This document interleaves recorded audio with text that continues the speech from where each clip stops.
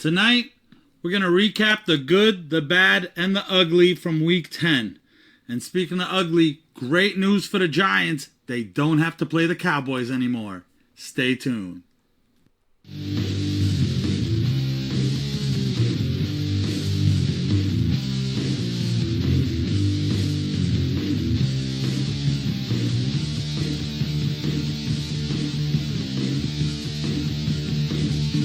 Welcome to the Big Boys of Fantasy. I'm Sobi Subra.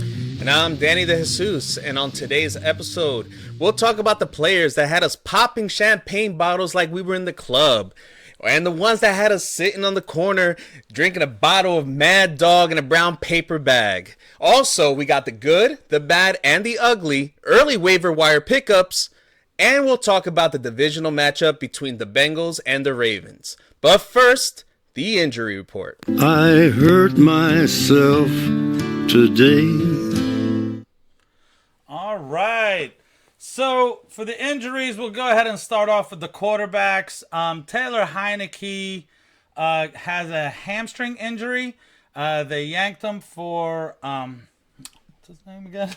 Desmond Ridder. Desmond Ridder. I forgot it already. Yeah. And then I remembered when he just completely missed the pass on his first match. Yeah. It's like, there's Desmond Ridder. There he goes. You could tell the difference. Deshaun Watson injured himself. He was in a walking boot, but he's saying he should be fine. He did end up coming back into the game and even having a rushing touchdown. So I don't think it's something to worry about, but it's something to monitor. Derek Carr left the game with a right shoulder and a concussion. They are saying that the right shoulder is fine, but he is in concussion protocol, so he could definitely be out this week. And Baker Mayfield, he has a thumb issue, but he should be okay this week. As far as the running backs go, there's really one main one. That was Alexander Madison. He got a concussion and he ended up leaving the game. So one sign is the team did end up signing Myles Gaskin. So that's usually kind of a sign that he probably is going to be out this week and he wanted some kind of, backup. They signed him to the practice squad. Yeah. So.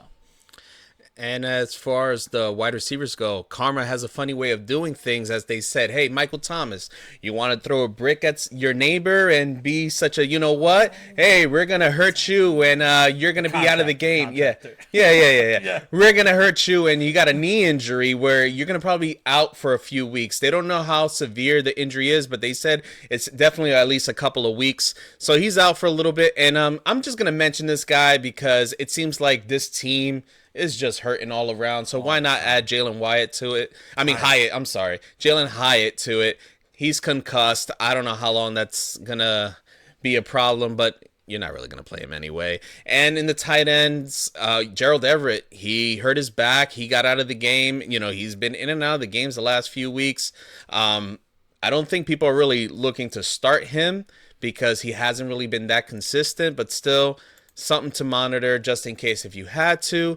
And in some good and better news, we do have some guys that are supposed to be back from IR. You have Devon Achane. They're saying that the coach, he should be ready to go. So hopefully he'll come back this week. Pat Freiermuth as well. They're saying that he should be good to go against Cleveland this week. Hopefully, it'll add some more, offense to that. Team that they kind of need it. I know they're winning games, but what's his name? George Pickens? Pickens. Yeah, he's not really doing too much. Deontay Johnson's coming off of a bad game, so hopefully that'll open it up a little bit. Kyron Williams, they're saying week 12. They're hoping that he comes back. Stafford as well on that team. They're hoping he actually comes back this week. I know they signed Carson Wentz, but I think it's more as a backup role since they let go of what's his name? Ripon? I can never remember his name. Yeah. Ripon. He's Ripping gone. him. And Aaron Rodgers, just some news for Aaron Rodgers. They're saying that he's aiming to come back in mid-December. Right. He's also aiming to always be on camera, even though he doesn't play. Nah, I know. He's out there throwing some balls. Yeah. So, all right. So that's for the injury. That would be very interesting for the Jets if he kind of comes back. So. Let's see if it's worth it. So that's it for the injury report. So now we'll get into, of course, we have our Friday show where we give advice on who to start, sit, So we get some right, we get some wrong. So I'm gonna go ahead and start with this one. On my end, I did kind of call my shot on Bijan Robinson. I said, and I really was just hoping, to be honest with you, but I felt like this was the time. If it was going to happen this week, it was never going to happen. But they finally did give Bijan the majority of the carries. You saw it. I mean, he just did fantastic this week. The carries were 22-9 for Algier. So you finally saw it. He had a really good game. We'll kind of get into it when we get into the good, bad, and ugly there. And my other, I told you so was Jahmyr Gibbs. It wasn't that it was all Jahmyr Gibbs and no Montgomery. No, they both did well, but Jahmyr Gibbs definitely got a couple more rushes. He got a goal line carry. And I mean, you could kind of see that, okay, I think he is kind of going to slowly start to take over as the starter. I do think it's going to be more of a 50-50 split. It's not going to be one of those where Jameer's all, but it was just kind of good to see that the guys that got drafted super early are actually, their teams are starting to trust them now in the second half. Good.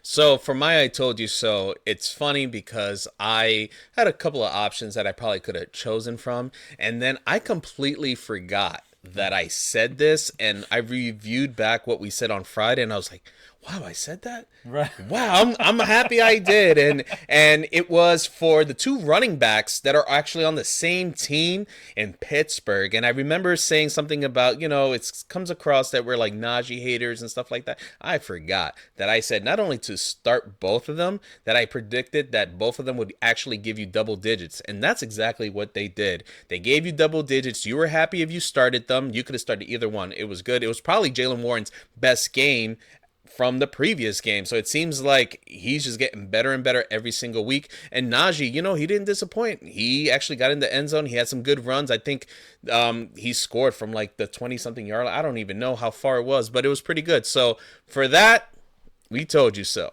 I told you. What did I tell you? Didn't I tell you? 'Cause I told you. Mm-hmm. Yeah, well, while I called my shot on those two, I did call my shot on this other player who I didn't expect for him to do much. Now, he didn't exactly kill it, but if you played him, you weren't disappointed at all.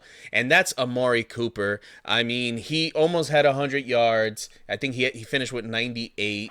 I think like 6 or 7 receptions. It was for the most part, it was a pretty good game for him. Game. And I told you to sit him. I'm sorry. I'm eating crow on that one. All right. And on my eating crow, I also have a couple of people, and I probably could have had more. But on the main one, I kind of made a point of, I'm just not trusting the Houston running game right now. It's all about the pass, and when they have been given a chance, both Singletary and Dameon Pierce have been very disappointing, close to 3 yards per carry. And Devin Singletary's like, I'm going to go ahead and prove you wrong. He got 30 carries. And he actually did great. 5 yards a carry, had a great game, scored. Again, we'll get into it in the good, bad, and ugly. So he definitely made me eat crow on that one. He's a great start this week. And the other one, it was really more, and this one is funny because I was so wrong. But at the same time, if you really look at half the game, I was right on. Because Dak Prescott did nothing in the first quarter, then scored a whole lot of points in the second and third quarter, and then didn't play in the fourth. So where I was predicting that the Cowboys would kill the Giants, they just wouldn't need to pass. The Cowboys are like, no, you know what we should do? Just pass like crazy. And that's what they did. So on that one, I'm sorry. I knew they were gonna. I predicted the score, but I definitely didn't predict the fantasy output of Dak. So I'm definitely, I'm eating crow on that one. Dummy. Yeah. All right. So go ahead. You want to introduce it? So now it's time for our favorite segment: the good, the bad, and the ugly.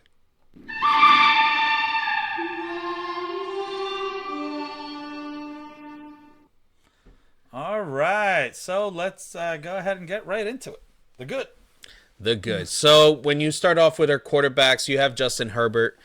He came back from last week where we mentioned how he went up against the Jets. It was a tough matchup, and I think, almost was the number one quarterback if it wasn't for this guy right here. My boy, his boy for other reasons, Dak Prescott. My goodness. I mean, if he keeps this up, we're probably just going to have to not even talk about him in depth anymore. He went 26 for 35, 404 yards in the air, 4 touchdowns. He did have a pick, but it doesn't matter. And he had a touchdown on the ground to go along with 17 yards. He definitely was far and beyond the quarterback number one this week. And Sam Howell, he's still doing his thing, over 300 yards, 312 yards, 3 touchdowns. It was a great game for him. Geno Smith, his best game of the year. He had 369 yards in the air with 2 touchdowns. Jared Goff, he wasn't at home, and he still played just as good as he was at home with 333 yards and 2 touchdowns. Joshua Dobbs, my goodness, like, what a story for this guy. He gets to the Vikings. He learns a little bit more this week, and he outplayed the heck out of the Saints. I did not expect that. Like, I thought, we mentioned him before, how we were like, oh, we like him in the long run for his pass catchers and everything, but I didn't expect this against the Saints. 268 yards, 1 touchdown, 44 yards on the ground with the touchdown. Definitely someone that I like going forward for the rest of the season. And CJ Stroud, still doing big things. Not as big as a game like he did last week, but that was kind of like ridiculous if you thought he was going to do that. But Right. very respectable game. Still threw for 356 yards, 1 touchdown in the air, 1 touchdown on the ground. The only problem, he did have a few turnovers. He had 1 interception, 2 fumbles, but that's okay. I mean, he made it up with all the yards that he was doing, and he almost had an extra touchdown. Unfortunately, it was just dropped. And some honorable mentions in this field. It'll be Baker Mayfield. Speaking about field, Baker Mayfield still doing well. I think it's definitely someone that you can start thinking about starting every week, not just a streamer. Jordan Love, he hasn't been that great, but you know what? He had a couple of touchdowns and can't complain about that. You could have done worse for this week. And I'm mentioning this name just because he put it on there.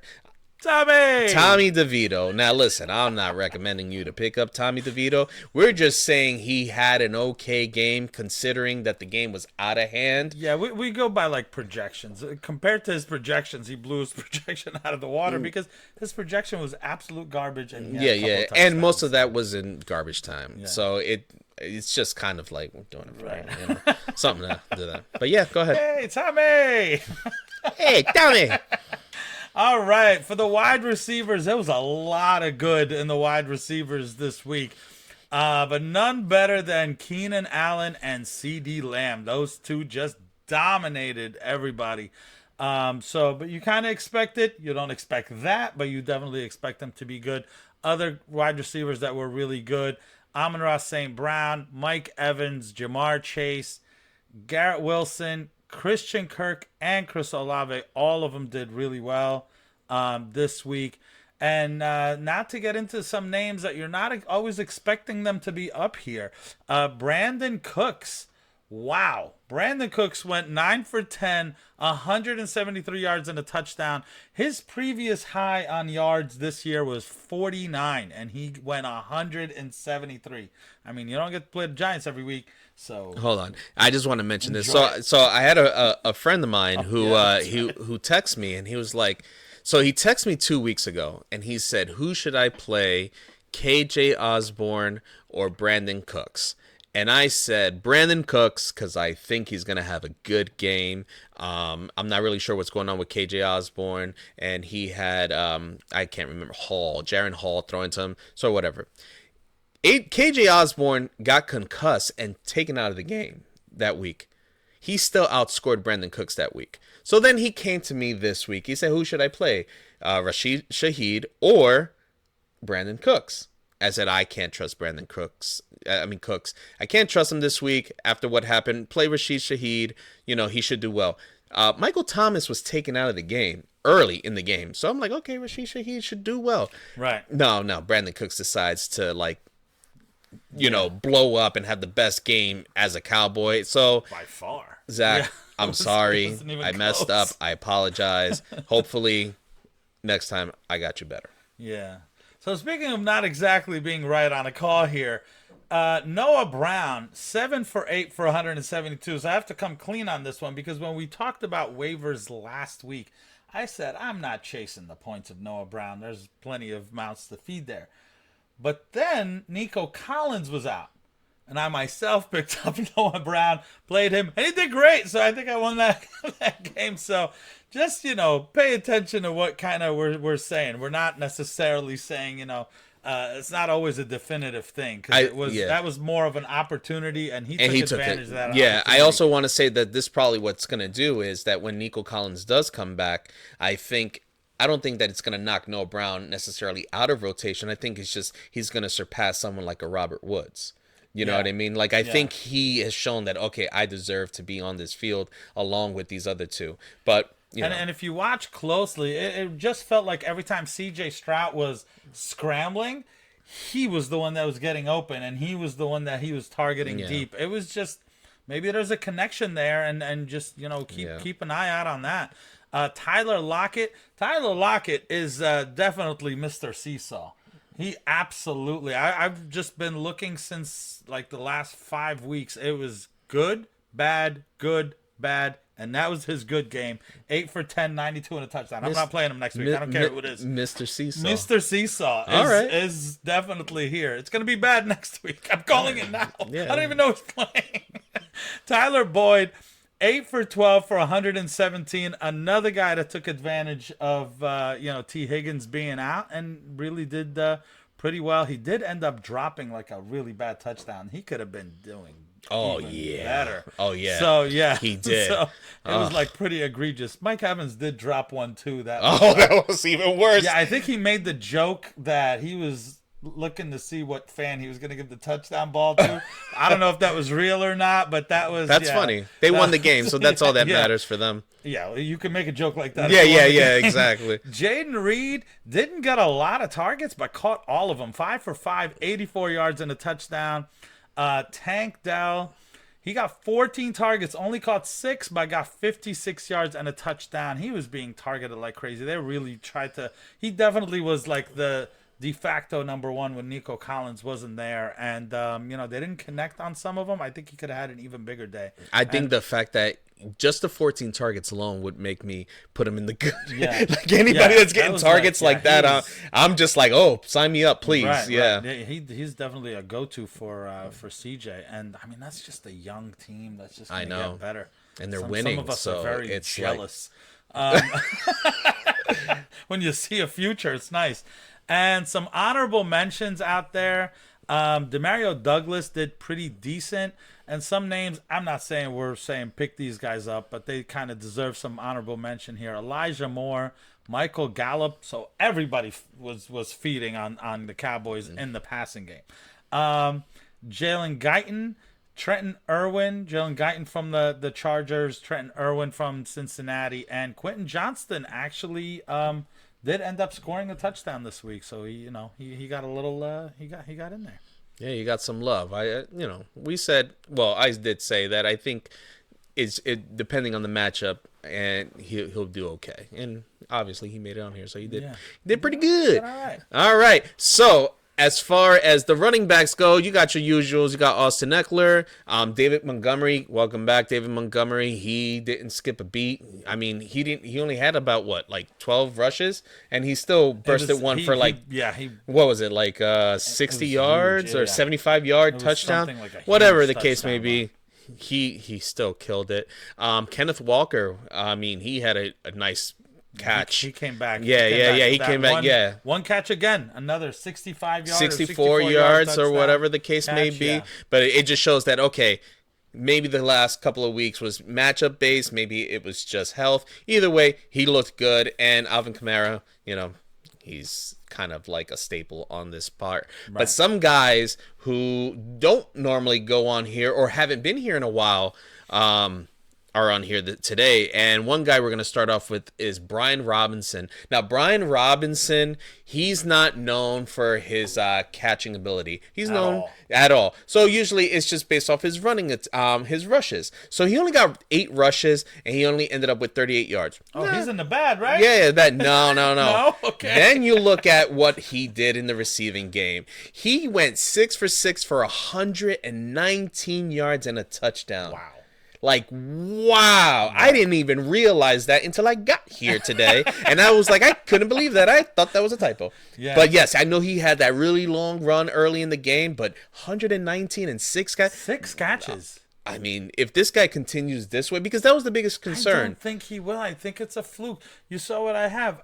The highest he's had this year was 4 for 33 in the passing. Correct. The highest. Yeah. The highest yards and the highest receptions. That's what I'm saying. Like, I think it would have to be on a consistent basis for him to be a part of the passing game in order for him to you consider that next level up overall. Right. Because he started off pretty well. So you were like, okay. But then Washington kind of like fizzled out a little bit. But either way, awesome game for Brian Robinson. Jameer Gibbs, he mentioned him before. I mean, 14 attempts, 77 yards, and 2 touchdowns, plus a touchdown at the goal line, which was huge. That is huge. That is really huge, because now you're not in that fear where if he gets it down to the 1, 2, or 3, 4 yard line that automatically David Montgomery. No, if they're flowing, they're just going to let him go and run the ball, and that's exactly what they did with him. Plus, he caught 3 receptions for 35 yards, so he's obviously always involved in the passing game. Devin Singletary, I'm not going to highlight him that much because he mentioned him already. Absolutely killed it. Jalen Warren and Najee Harris, I already spoke about them. They did fantastic. Rashad White. Jalen Warren, Najee Harris, 15 and 16 on the attempt. Oh yeah. They kind of really kind of splitting it, but they almost look like they're putting Warren out there. I don't know if you paid attention to it. So Almost Warren looks like was he's there slowly early on, taking right? over. Right? Yeah. Yeah, because I They got there a really little were. bit late. That's kind of what it was. But then Najee's like still in there. Like, I was surprised because I initially thought, wow, everything is going to Warren. But then you kind of see it's almost like a 50-50. It was Warren, and then all of a sudden it was Najee touchdown. That's what happened.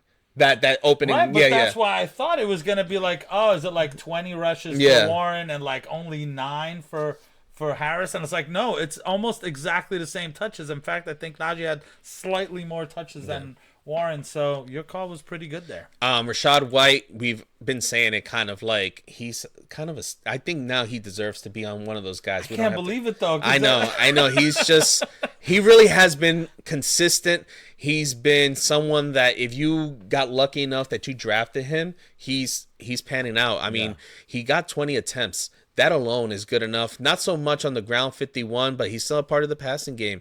He got 2 catches, 47 yards, and a touchdown. Bijan, we talked about it. Deonta Foreman, we highlighted that on Thursday. He's on here. Jerome Ford, he called it before. He's like, he thought that he would have a good game and they'd have to lean on him. And he had 17 attempts for 107 yards. So that's always good. Antonio Gibson, you saw what happened with Brian Robinson. Antonio Gibson is eating as well. He only had 4 rushes on the ground for 13 yards, but he still was able to catch 5 for 42. And one of them turned into a touchdown. So that's definitely someone. For him, I feel like that's more of the norm, right? Like, I think if they do Correct. well, I think that's more of a norm. The Brian Robinson thing is like weird. It's almost like it should have been reversed. No, because he went 5 for 6 and he went 6 for 6. No, I'm talking about the yards. Right. It's but what 119 to 42. I normally expect Brian Robinson to have like way more carries, maybe more yards, but almost nothing in the air. And I'm like, I don't know, because I don't know. I'm just definitely not. It's an anomaly. Not seeing we have Brian no idea Robinson doing this again, but I could be wrong. And then Keaton Mitchell. Now, he is not getting enough touches, right, but it seems like these touches are very special. His first touch of the game went for 34 yards and a touchdown. Yes. It was just, it's like, what happened here? So 3 for 34, 1 touchdown. He caught 1 for 32 yards. It was just like, okay, so hopefully he's going to start getting more and more touches as the season goes on. And see this like as an H-hand too here? Maybe. I mean, He could be. touched the ball 4 times. I can't believe it. With 66 yards and a Yeah, touchdown. I don't get it. Yeah, I don't understand it. And then some honorable mentions on here. Rico Dotto, he was involved early in the game, though. I will say that's the backup running back for the Cowboys, just in case you guys don't know. He ended up with 12 touches, but and he did score a touchdown. I don't think it's one of those things where you're thinking, oh, Tony Pollard's done and this is the guy. I just think it's just one of those things that as they were going with the game, he ended up like, okay, we need to rest Pollard. We don't really need to use him that much. We'll just have Rico do the same. I mean, do the rest of it. Ty Chandler. Now, he's also another one that was involved early in the game. And now with Madison being out, probably someone that we're going to talk about later on that you might want to keep an eye out on. He also had a good game, 15 for 45. And Zach Charbonnet, he's being more and more involved every single week. Kenneth Walker still had a huge game, but it's definitely someone that you want to make sure you have on your roster because you never know. One bad injury to Kenneth Walker, you might have someone that you're going to start on a weekly basis. All right. Going to the tight ends, couple of names that are familiar up here. T.J. Hawkinson killed it. I mean, they said he was going to be questionable and maybe on a snap count, and apparently the snap count is every damn pass went to T.J. Hawkinson. George Kittle, again, he did good. Everybody mainly ate on San Francisco, and he got a pass that was a fairly deep pass, and then he just took off. So he ended up with a really good game. But some names to definitely mention also, Trey McBride. Wow, 8 for 9 for 131 yards. Tyler Conklin, had a pretty surprising game. 7 for 7 for 70 yards. Like, caught everything. Everything was decent. They really leaned heavy on him. Jake Ferguson didn't catch everything, 4 for 7 for only 26, but caught that touchdown. So again, he continues to be, a threat for the passing game there. And Njoku getting very involved, 6 for 9 for 58 yards. Some honorable mentions. Mayer for the Raiders, he did okay. I had to write some of these names down because I don't know them. Brock Wright for Detroit. So it wasn't Laporta, it was Wright, and Tanner Hudson for Cincinnati, ended up doing well over projection there. Yeah, but not anything you have to really look towards. We're not going to say go ahead and pick those No. up. All right, so now on to the bad. And in the bad, we're going to go ahead and start off with quarterbacks. We have one pretty, important bad up here, and that is Lamar Jackson. Lamar ended up going 13 for 23. That's only 57% of his passes for 223 yards, a touchdown, and 2 interceptions. So that basically ends up canceling out the touchdown or a part of it, depending if you're 4-point or 6-point. And then it's 8 rushes for 41 yards. So he did okay on the ground, but definitely you're hoping for more from Lamar Jackson. Yeah, just to kind of talk a little bit more about Lamar Jackson in this, I feel like since we started doing this, I've noticed that Lamar Jackson has been more on the bad and the ugly than the actual good. His big games are big. That's what it is. It's like he is, because it's like if you try, like, so that's one thing I was kind of thinking about. It's kind of like, it's almost like the end of the trade deadline right now, and it's like if people put Lamar out there, right, but you have somebody who's like consistent. Would you want Lamar or would you want consistent? And I feel like people would still want to go after Lamar because he could put up those games that just win you the week. But then you're also having to deal with some games where it's like, and that's that the team's, winning most of the time. That's the thing. That's what makes it so weird, because when you look at Lamar Jackson as a whole, you're like, he's a very talented quarterback. He's versatile. He can do everything. He's a dual threat. He throws, he runs. So you look at his stats and you're like, he's actually not doing as well as I thought he was going to do. Was he worth me getting at this price? You probably got him within the, maybe the fourth round. Fourth or fifth. Fourth yeah. or fifth round, some places even I'm the thinking. third, like If late, people like late in the reached, yeah, yeah, you yeah. know what I mean. So it's almost like would you be someone that I don't own Lamar. I really don't know how it is to have Lamar I this feel like year. it'd be frustrating this year. That's what I'm saying. I think he's a little frustrating. Would you be willing to trade him away for somebody better, somebody more consistent? The way I am, I would be. Okay. You know what I mean? Now, if you're saying, would you go out and try to get Lamar? I feel like whoever has Lamar is definitely going to ask for too much. Correct. So, no, I don't want that life. Okay. You know what I mean? Because you never know when it is. They could end up winning the game, but then it was rushing touchdowns. Yeah, You that's know what I it mean? is. Like, so. Because I think we talked about this on Friday when they were facing the Browns, and I think I mentioned something about Lamar Jackson, how you're going to start him, but I wouldn't be surprised if it's like not a great game overall for him because he's been in this situation before. Yep. Yeah. Okay. For the wide receivers, we don't have too many that were that bad. We have George Pickens, 3 receptions, 45 yards. I mean, it is what it is. There's not much to it. Yeah. When as far as the passing game went in that game for Pittsburgh, it just wasn't happening. Yeah, it was not happening. Terry McLaurin, I mean, for Sam Howell to pass for over 350 yards or 312 yards, I think he passed for. McLaurin only ended up with 4 of them for 33 yards. So definitely disappointing. You expected more out of him. And then Drake London. Drake only finished with 3 for 36.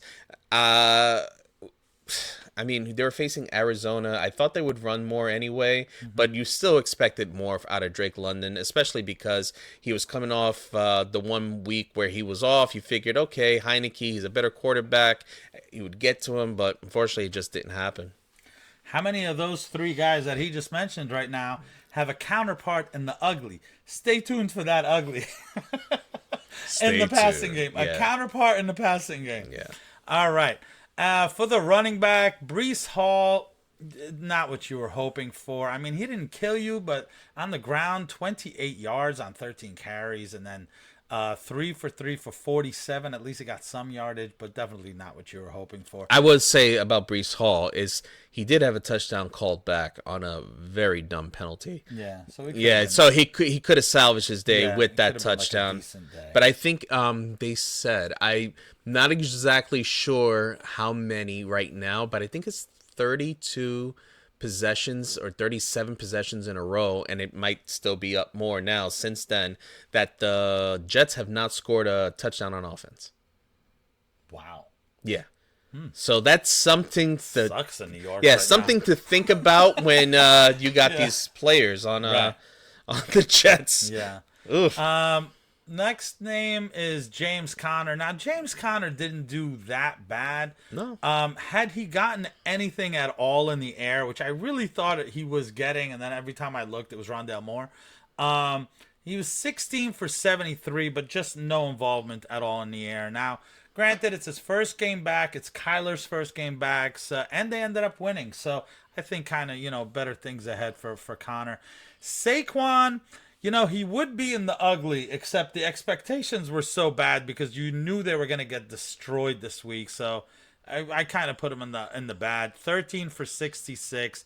He caught one for like negative yards. So it was almost like nothing. So, again, he kind of did the best he could there from that just trouncing by the Cowboys. And Aaron Jones, very disappointing. 13 for 35 yards.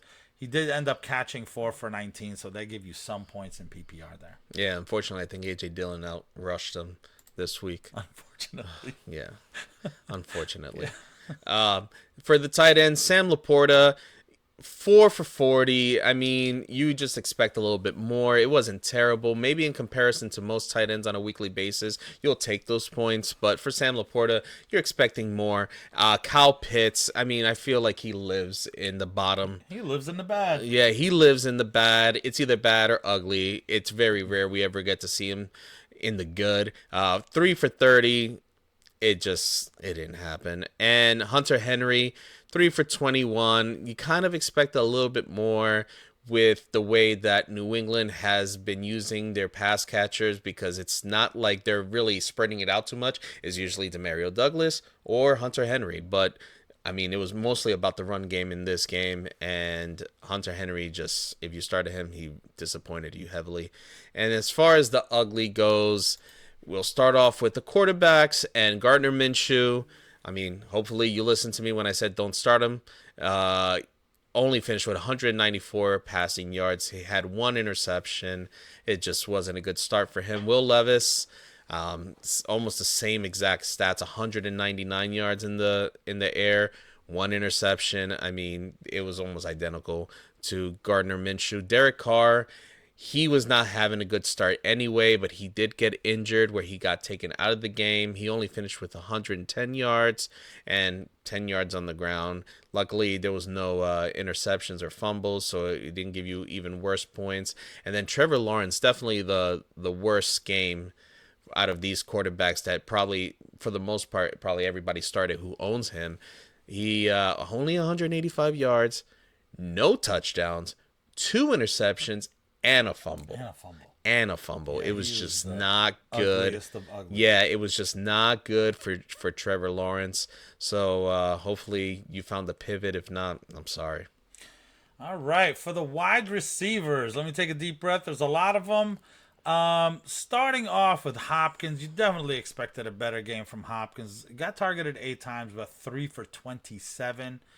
Next is Christian Watson. I mean, this just keeps going on and on. 2 catches on 7 targets for 23 yards. So you pressing one of them? I mean, I'm not gonna take your yeah. You know what?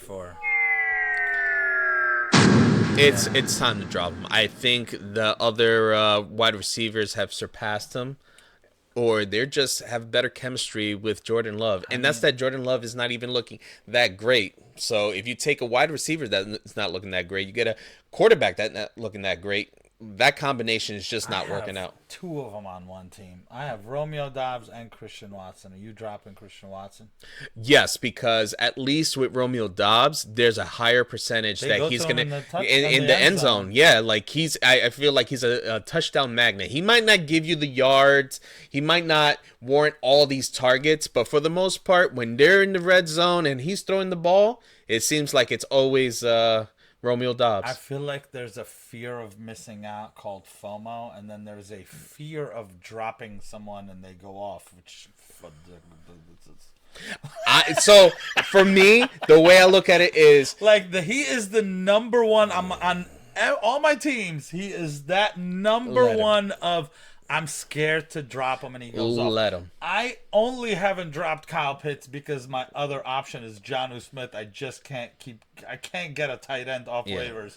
Otherwise, I would have dropped him a long time ago.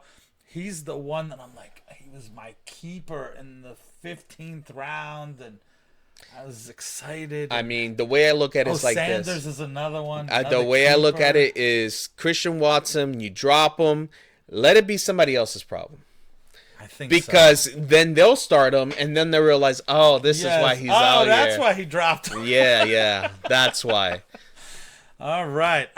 We spent too much time on him, but you know, it is people do have to deal with this, like some names that you drafted high, and it's like, now what do you do? It's been 10 weeks. Mm-hmm. Now, I will say this, okay, just to clarify, I'm not dropping him just to drop him.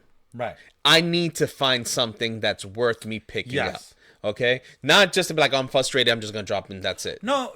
But some people might. There was weeks where I literally didn't put in for anyone because I didn't want to drop anyone, and he keeps being on my bench. Well, that's the thing. If he's not on my bench, I'm not starting him. I did start him this week because of what was it? It was an injury or something, right? I ended up having to start. Oh no, I pivoted from Zay Flowers and I regretted it, but because it was just such a tough matchup, and I was like, maybe Watson does it. I think it's the only. That's maybe the second time I start Watson, and it's just regret after regret. So, yeah, I think I'm done with him. Myers, 2 for 21. I mean, it was bad. It was really bad, and only on 2 targets, so it wasn't like he got targeted. Ridley, that was a definite disappointment. But then look at what Trevor Lawrence did: 2 for 20.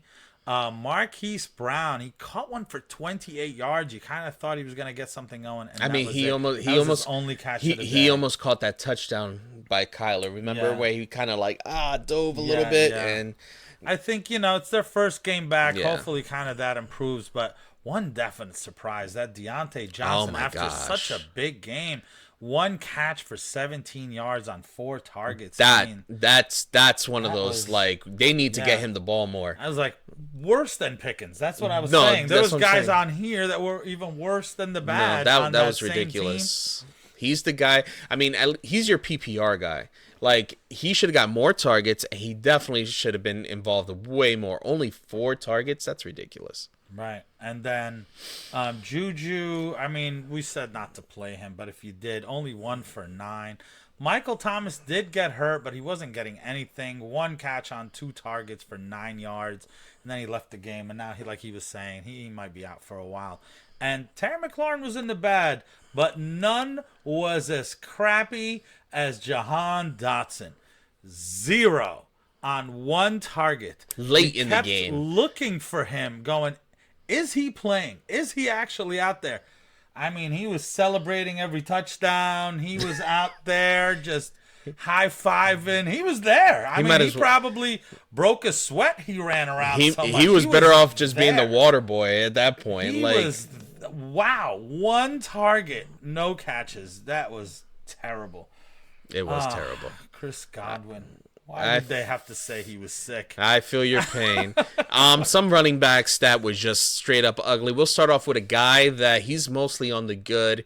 He's a staple on the good, and that's Travis Etienne. Now, we just said it before. Aside from Christian Kirk, everyone on the Jacksonville Jaguars just did not perform. I mean, Etienne, only 9 carries for 35 yards. He definitely needed to get more carries. He needed to be more involved, but I guess they felt the game was kind of a little out of hand. They couldn't run the ball anymore. And only 2 receptions for 9 yards. Definitely a disappointment.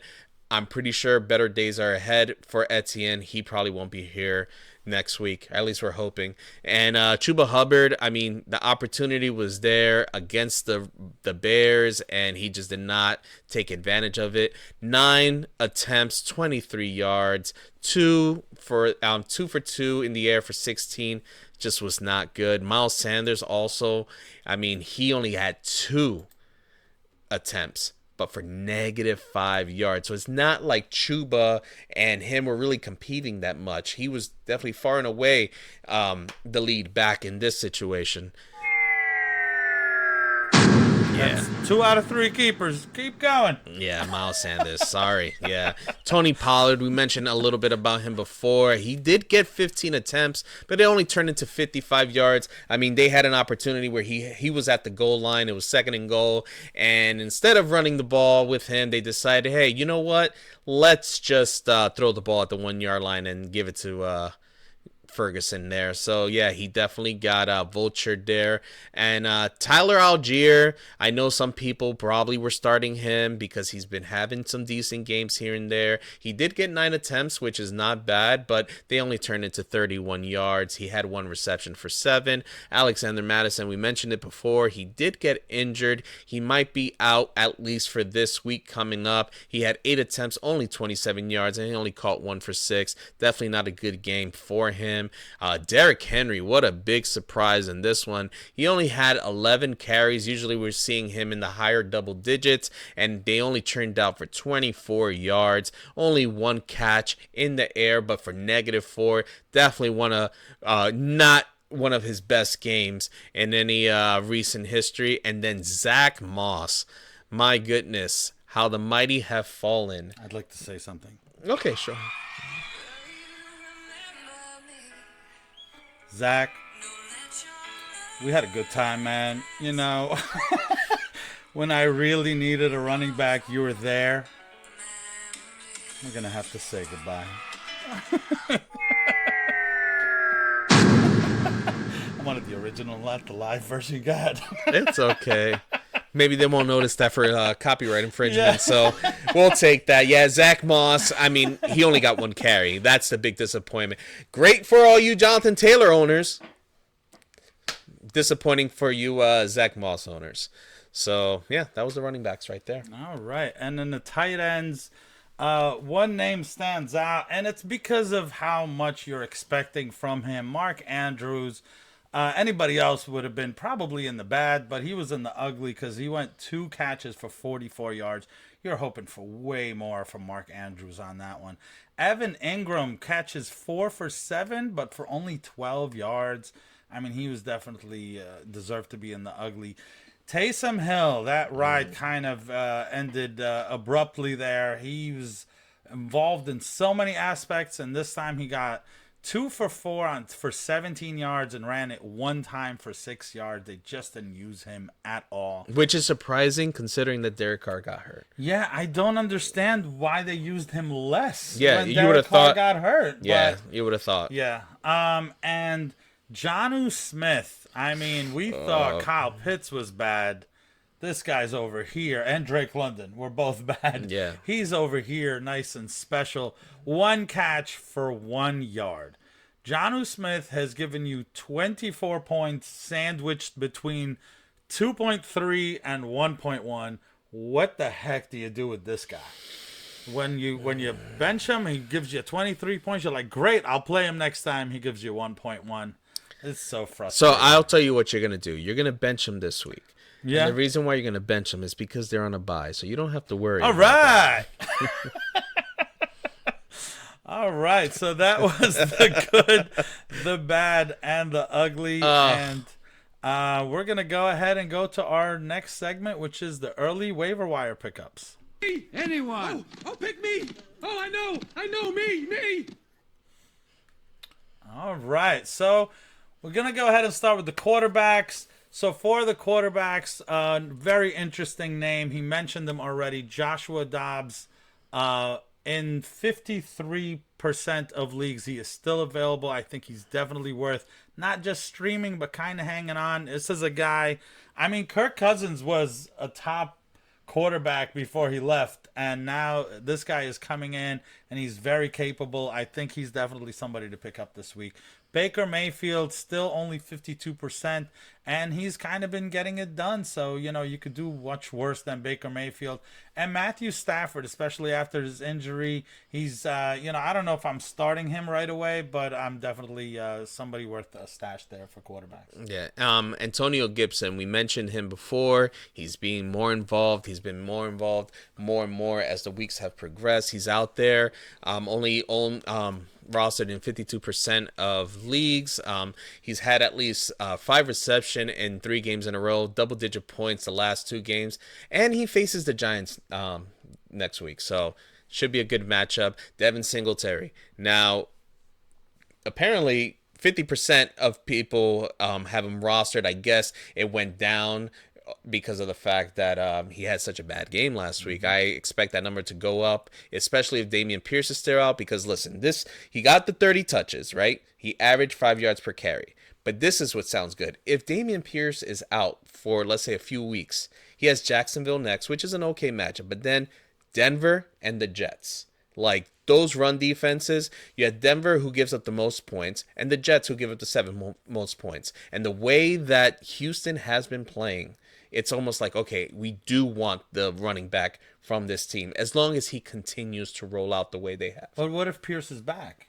So if Pierce is back, I'm not excited about it. I'm not excited about it.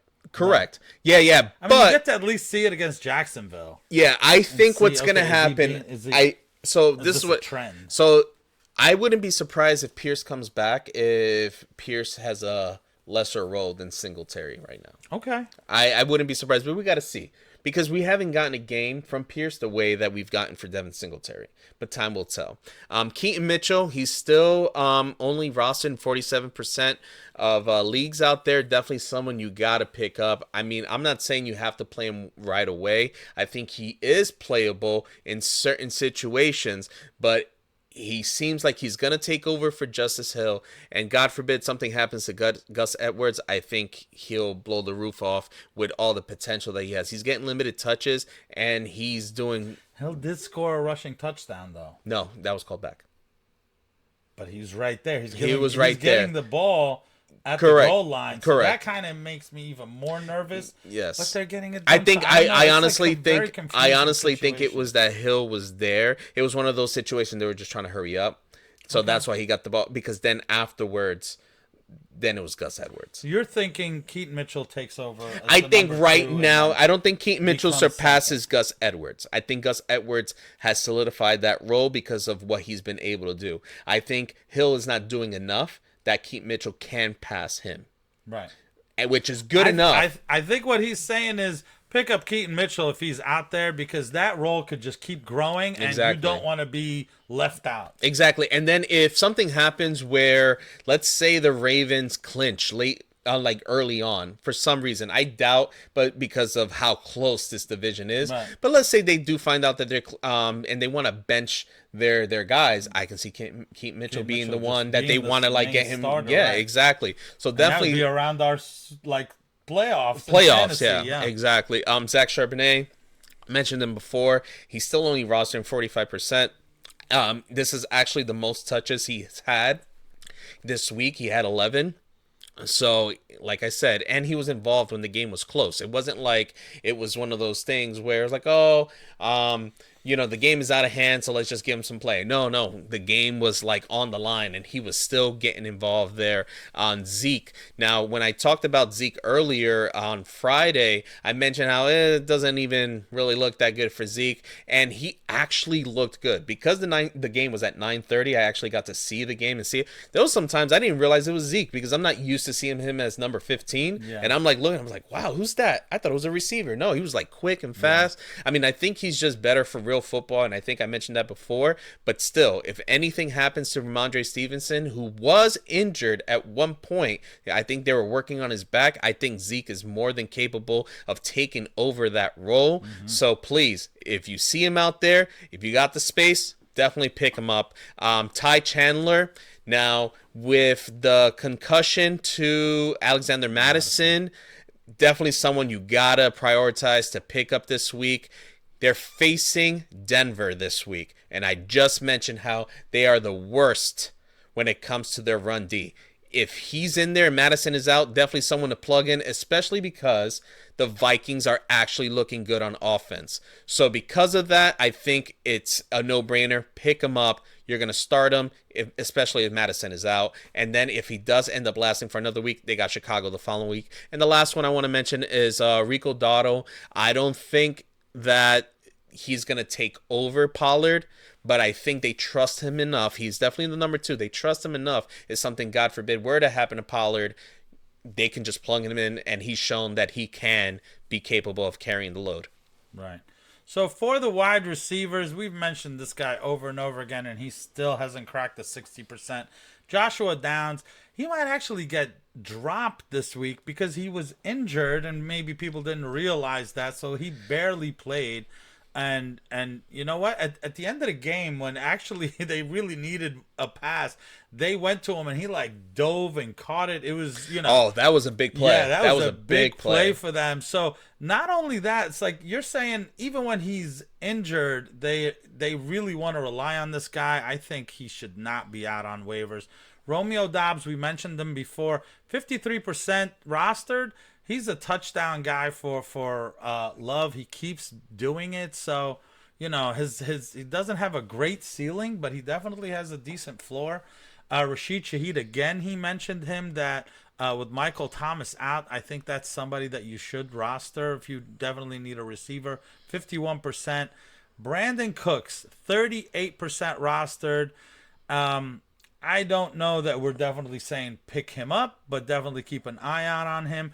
If this becomes a trend, you may be too late to pick him up at that point. I think one more game and now everybody's fighting for him on waivers. So just keep an eye out. Demario Douglas, I think, has definitely proven that he's the best receiver on that team. So again, it's not a huge upside, but definitely worth picking up. Only 36% rostered. Quentin Johnston, now this is a rookie that everybody's kind of been waiting. He just got his first touchdown. So is this the time to pick him up? Only 29% rostered. OBJ, 26%, 2 weeks in a row. He scored. He scored 2 touchdowns in 2 weeks. Is that what it is? Yeah, he scored 2 touchdowns too. Not anything like he's not really killing it, but it's Right. something to recognize. Like, you Yeah, know, just like keep he that in is mind. being involved. I wouldn't go too crazy for OBJ. I mean, the one touchdown was with a backup quarterback. The other touchdown was his only reception. It was for 40 yards. It just a broken play. He just got away. Like I said, it's more of like, oh, be cautious. Let's say you need someone for your bye week. Or a bye He's week out filler. there. Right. I mean, I think he's not a bad person to put on your Right. team for the week. Who I would pay more attention to is Noah Brown. Noah Brown is getting more involved, and I do believe Noah Brown was injured at the beginning of the year. Yes, he was. So when they were killing it out there, and we were only seeing the same 2 or 3 names, Robert Woods was like Yeah, being mentioned at one point, as, yeah. right?